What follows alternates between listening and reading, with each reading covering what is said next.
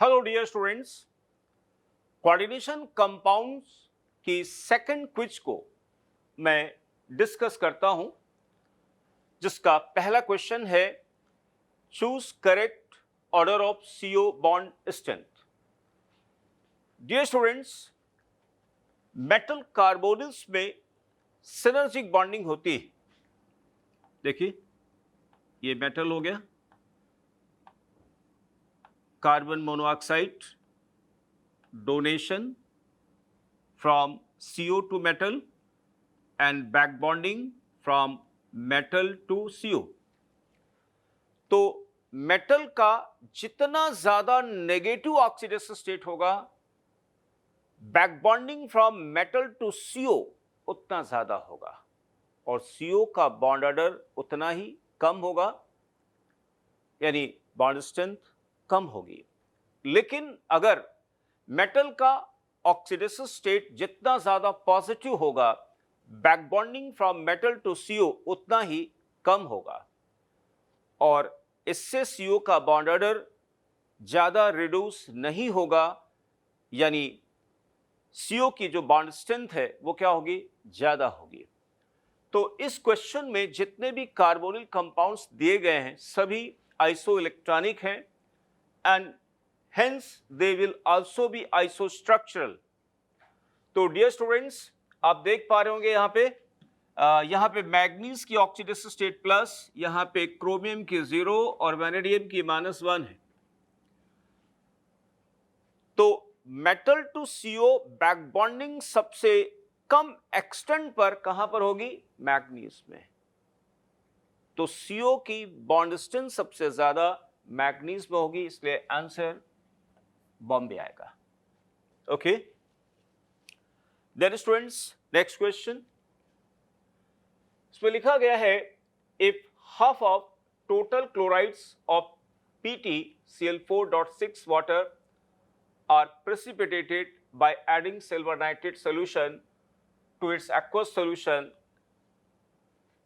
Then हमें correct formula बताना है उस कॉम्प्लेक्स कंपाउंड का। देखिए स्टूडेंट्स, इस गिवन कॉम्प्लेक्स के फॉर्मूले में जितने क्लोराइड्स आयोनाइजेशन स्फीयर में होंगे सिर्फ वही प्रेसिपिटेट होंगे। तो देखिए यहां पर प्लैटिनम के साथ, यानी प्लैटिनम के साथ यहां पे 4 क्लोराइड हैं, यानी 2 क्लोराइड ही प्रेसिपिटेट हो रहे हैं। इसका मतलब ये हुआ कि 2 क्लोराइड कोऑर्डिनेशन स्फीयर के अंदर होंगे। प्लैटिनम का ऑक्सीडेशन स्टेट यहां पर 4 है, इसलिए कोऑर्डिनेशन नंबर प्लैटिनम की क्या होगी, 6 होगी। तो इसका कॉम्प्लेक्स बनेगा स्टूडेंट्स, प्लैटिनम ऑक्सीडेशन स्टेट इसका 4 है, 2 क्लोराइड एंड 6 वाटर में से 4 वाटर कोऑर्डिनेशन स्फीयर में होंगे, Cl2.2 water.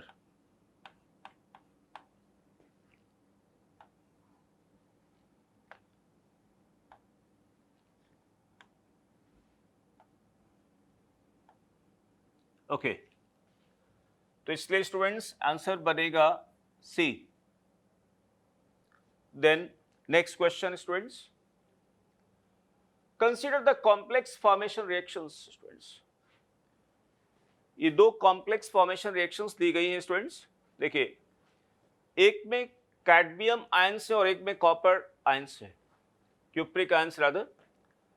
Access potassium cyanide इन दोनों केटायंस में सेपरेटली ऐड किया जा रहा है। देखिए, साइनाइड के बारे में पहले कैरेक्टरिस्टिक है। साइनाइड एक स्यूडो हैलाइड है, इसमें रिड्यूसिंग कैरेक्टर मिलता है, साथ ही साथ कॉम्प्लेक्स फॉर्मेशन एबिलिटी बहुत ज्यादा, क्योंकि बहुत स्ट्रॉन्ग लिगेंड है। और जैसा कि आप मानते हैं, जिंक कैडमियम मरकरी की कोऑर्डिनेशन नंबर 4 होती है। तो यहां पर जो P कॉम्प्लेक्स बनेगा स्टूडेंट्स, P बनेगा CdCN होल 4 2-। और वहीं पर स्टूडेंट्स क्यूप्रिक आयन में ऑक्सीडाइजिंग कैरेक्टर मिलता है और साइनाइड में रिड्यूसिंग कैरेक्टर मिलता है, इसलिए क्यूप्रिक आयन और साइनाइड के बीच कॉम्प्लेक्स फॉर्मेशन से पहले रेडॉक्स रिएक्शन होती है। वो मैं आपको समझाता हूं। देखिए, cupric ions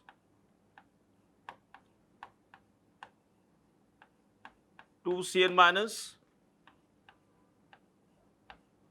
redox reaction will occur. Cuprous cyanide, white PPD plus half cyanogen gas. Okay, it looks white. और इस क्यूप्रस साइनाइड में एक्सेस केसियन को डालने पर कॉम्प्लेक्स फॉर्मेशन बनेगा K3CuCN होल 4। ठीक है स्टूडेंट्स, इसलिए आंसर इसका स्टूडेंट आएगा यहां पर डेली। ये नहीं हो सकता, आप देख पा रहे होंगे यहाँ पे कॉपर की ऑक्सीडेशन स्टेट 2 आ रही है ना, क्योंकि रिडॉक्स होने जाने के बाद यहां पे नहीं, देखिए यहां पर कैडमियम की ऑक्सीडेशन स्टेट 3 बन रही, इसलिए ये नहीं हो सकता है। नेक्स्ट क्वेश्चन,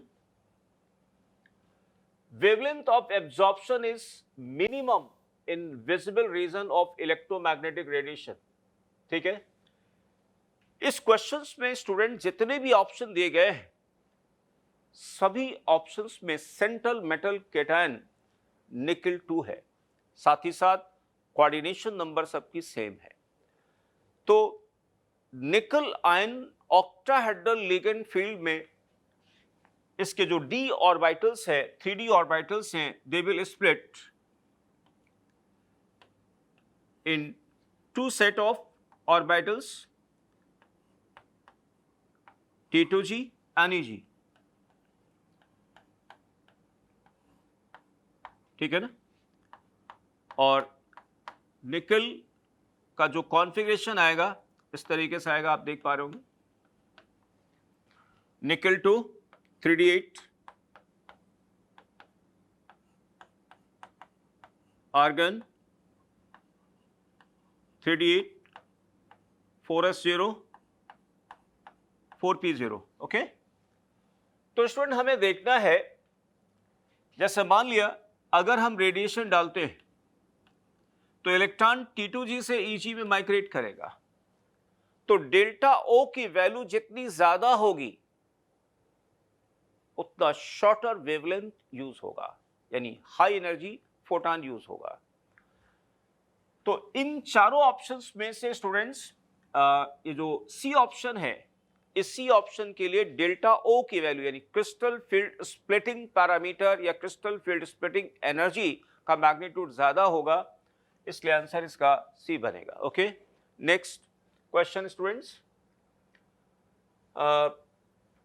इन एमसीक्यूज में सबसे पहला क्वेश्चन है स्टूडेंट्स, देखिए जैसे लिखा हुआ है टेट्राब्रोमाइडो मैग्नेट 2 आयन, इसके बारे में कहा गया है टेट्राहेड्रल ज्योमेट्री। दिमाग नहीं लगाना स्टूडेंट्स, क्योंकि फर्स्ट ट्रांजिशन सीरीज का अगर कोई भी कॉम्प्लेक्स कंपाउंड है जिसमें कोऑर्डिनेशन नंबर 4 है और WFL है तो टेट्राहेड्रल ज्योमेट्री होगी। ठीक है ना, फर्स्ट ट्रांजिशन सीरीज का कॉम्प्लेक्स कंपाउंड हो कोई, WFL हो, कोऑर्डिनेशन नंबर 4 है, टेट्राहेड्रल ही होगा। ये सही ऑप्शन है बॉम्बे। ऑक्टाहेड्रल ज्योमेट्री कोऑर्डिनेशन नंबर 6 है, ऑक्टाहेड्रल आएगा। Then next students, CuCl5 3 minus has square pyramidal geometry, ये ऑप्शन गलत होगा स्टूडेंट्स। देखिए अगर हम कॉपर के इस कॉम्प्लेक्स की बात करें तो copper 2 plus argon 1 2 3 4 3d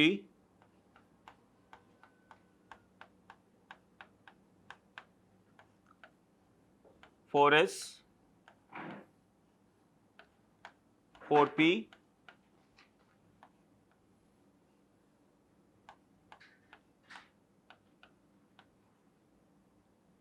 okay students, pentachloridocuprate क्यूप्रेट 2 आयन, इसमें WFL है, ठीक है ना।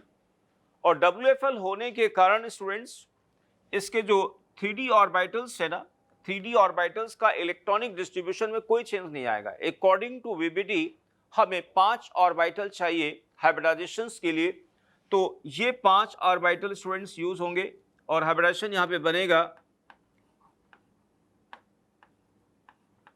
sp3d। तो ऑब्वियसली यहां पे ज्योमेट्री जो आएगी वो आएगी यहां पे TBP, ट्राइगोनल बाई पिरामिड, ठीक है ना। तो ये गलत हो गया। And next one is what, daily option. Student, इस वाले कॉम्प्लेक्स कंपाउंड में एक्चुअली ट्राइफेनल फास्फीन स्पेक्ट्रोकेमिकल सीरीज में, जैसे आप जानते होंगे स्पेक्ट्रोकेमिकल सीरीज में कार्बन डोनर साइड वाले सबसे आगे आते हैं, उसके बाद फास्फोरस डोनर वाले आते हैं, इसके बाद नाइट्रोजन डोनर वाले आते हैं, फिर ऑक्सीजन डोनर वाले आते हैं। तो फास्फोरस डोनर वाले जो लिगेंड्स हैं, जैसे tri alkyl phosphine, triphenyl phosphine, they are considered to be what, SFL। तो अगर हम इस कॉम्प्लेक्स की बात करें तो ऐसा लगता है कि यहां पर oral field strong field ligand होगी, ठीक है ना। लेकिन ट्राइफेनल फास्फीन का जो साइज है वो बड़ा है। तो फर्स्ट ट्रांजिशन सीरीज के कॉम्प्लेक्सेस में जब भी कभी ट्राइफेनल फास्फीन आता है तो इसका साइज बड़ा होने के कारण वो ज्योमेट्री नहीं बनती है जिस ज्योमेट्री में एंगल 90 डिग्री का होता है, ठीक है ना। इसलिए स्टूडेंट्स देखिए, कोऑर्डिनेशन नंबर 5 है, तो कोऑर्डिनेशन नंबर 5 में यहां पर 2 ज्योमेट्रीज पॉसिबल हैं, स्क्वायर पिरामिड एंड TBP। तो स्क्वायर पिरामिड में सभी एडजेसेंट एंगल 90 आएंगे, जबकि TBP में एडजेसेंट एंगल 120 भी आएगा। तो इसलिए यहां पर ट्राइगोनल बाई पिरामिड ज्योमेट्री आएगा, because triphenyl phosphine ligand can be held at equatorial position without too much experiencing electronic repulsion, ठीक है ना। तो TBP ज्योमेट्री सही है। लेकिन आपको बता दें, अगर इसी निकिल की जगह यहां पे पैलेडियम अगर होता, प्लैटिनम होता, तो ये स्क्वायर पिरामिड होता, ठीक है ना। नेक्स्ट स्टूडेंट्स, ब्राउनिंग कॉम्प्लेक्स पर एक क्वेश्चन दिया गया है। देखिए, ब्राउनिंग कॉम्प्लेक्स बनाने के लिए हम लोग क्या करते हैं, जैसे मान लीजिए फेरस सल्फेट है, फेरस सल्फेट का एक्वस सॉल्यूशन है, it comes in contact with nitric oxide gas और ब्राउनिंग ये बन गया यहां पे H2O5 NO सल्फेट। अभी हमने आयरन 2 लिया, यहाँ पे 0, ठीक है ना। अब रेडिएशन के प्रेजेंस में इलेक्ट्रॉन यहां से यहां माइग्रेट करता है, जिसके कारण आयरन की ऑक्सीडेशन स्टेट 1 हो जाएगी, water whole 5 NO plus sulphate, ठीक है ना। तो ये आ गया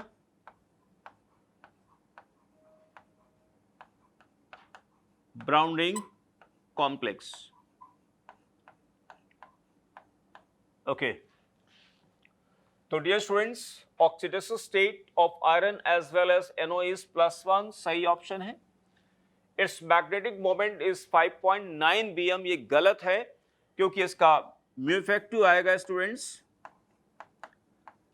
3.89 bm, ठीक है ना, क्योंकि यहां पर बेसिकली यहां पर आ जाएगा 3d7, ठीक, okay. It's deep brown color is due to the charge transfer spectra. बिल्कुल सही है, because the observed color of this complex is due to the transference of electron from NO to what Rn2 plus. Okay, charge transfer. It decomposes. बिल्कुल सही है. Thermally ये complex बहुत ही unstable है. अगर टेस्ट ट्यूब में जब इसको बनाते हैं, हल्का सा जर्क अगर हम दे देते हैं तो क्या होगा, कॉम्प्लेक्स ब्रेक कर जाएगा, NO गैस रिलीज होती है. Okay, then next students, which of the following complex species exhibits geometrical as well as optical isomerism? Dear student, option A tetrahedral complex है. ऑप्टिकल देगा, ये ऑप्टिकल देगा, लेकिन ज्योमेट्रिकल यहां पे नहीं मिलेगी. बॉम्बे ऑप्शन, इसमें students tris glycinato platinum 4 cation geometrical as well as optical दोनों मिलेगा, क्योंकि यहां पर बेसिकली क्या है, this complex is of M AB whole 3 tribe. ठीक है ना. तो यहां पे देखिए ज्योमेट्रिकल कैसे आएगा, M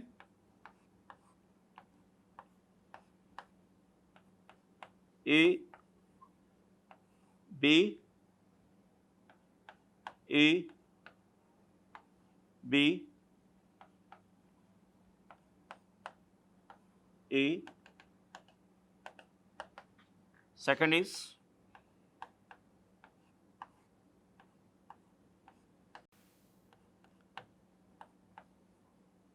B A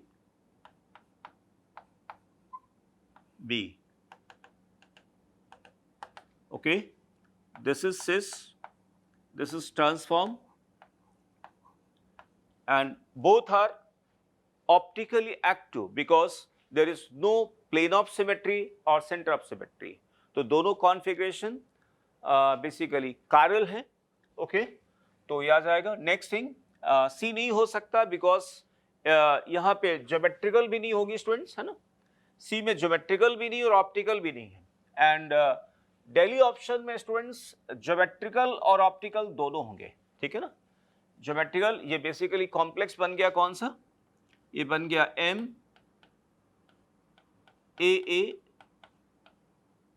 B2 C2 type. ठीक है ना. तो इस कॉम्प्लेक्स में एक सिस होगा, दो ट्रांस होंगे, सिस एक्टिव होगा, ट्रांस इनएक्टिव होंगे इस कॉम्प्लेक्स में. Okay, then next student, next एक रिएक्शन दी गई है. देखिए ये आयरन पेंटाकार्बोनिल है और इसका रिएक्शन कराया गया sodium in liquid ammonia. Actually sodium in liquid ammonia is a good reductant. तो ये सोडियम क्या करेगा, आयरन को रिड्यूस करेगा. आयरन पेंटाकार्बोनिल में आयरन का ऑक्सीडेशन स्टेट 0 है. अब 0 से कहां जाएगा, माइनस में जाएगा. लेकिन माइनस में जाएगा तो, लेकिन ध्यान रखिएगा ईएन रूल को फॉलो करेगा. ठीक है ना. तो अब यहां पर आयरन की ऑक्सीडेशन स्टेट आप देख पा रहे हो, -2 आ गया.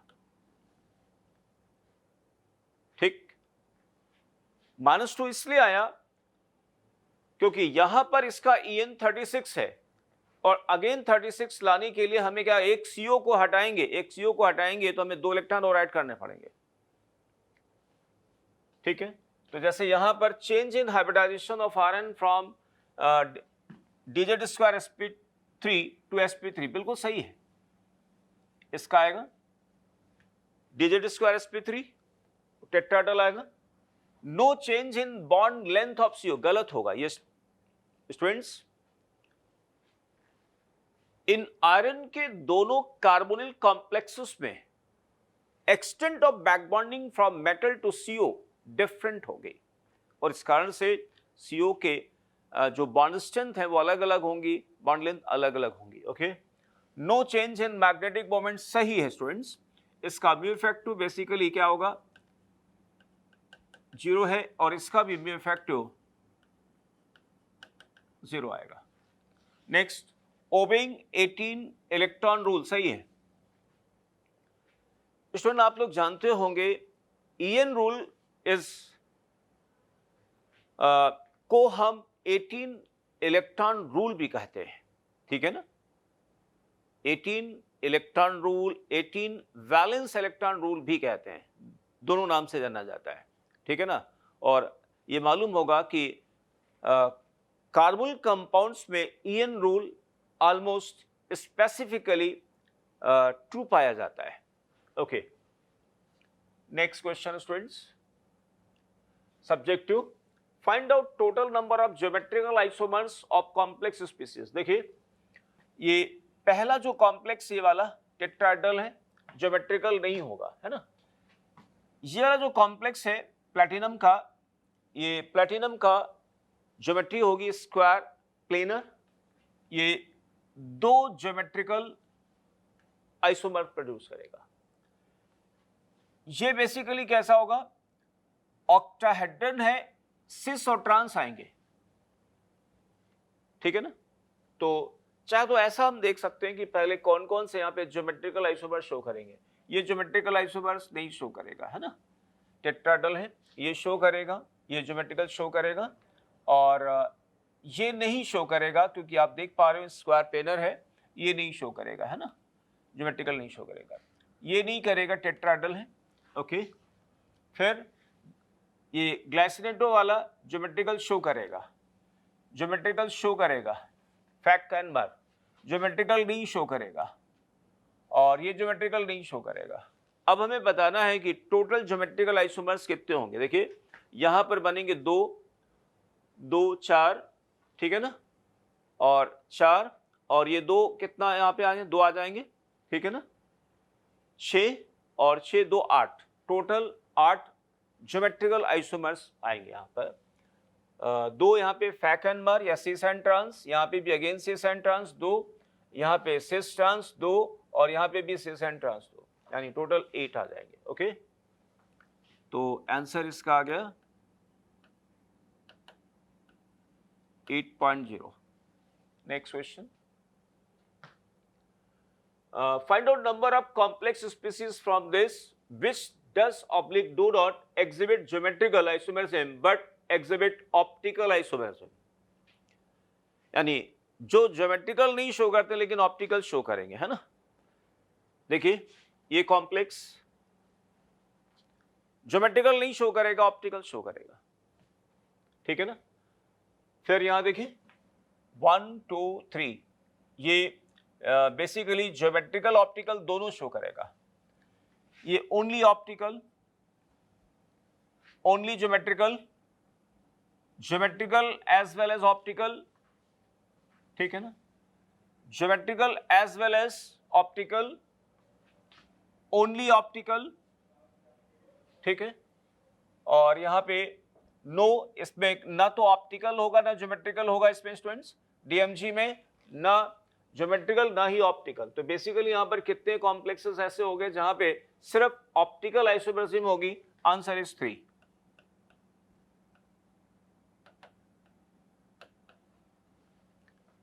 ओके,